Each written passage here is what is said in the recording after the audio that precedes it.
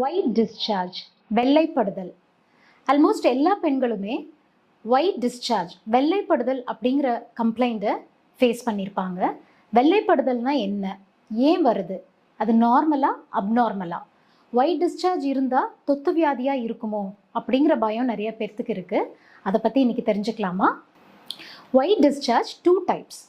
ஒன்று normal physiological, இன்னொன்று abnormal pathological.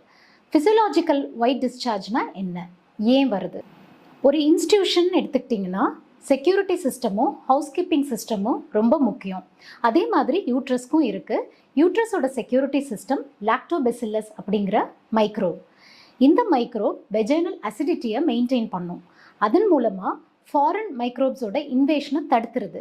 So எல்லை பாதுகாப்பு வீரர் மாதிரி. ஸோ இன்ஃபெக்ஷன் வராமல் பார்த்துக்குது. அடுத்தது house keeping. Vaginal and cervical epithelium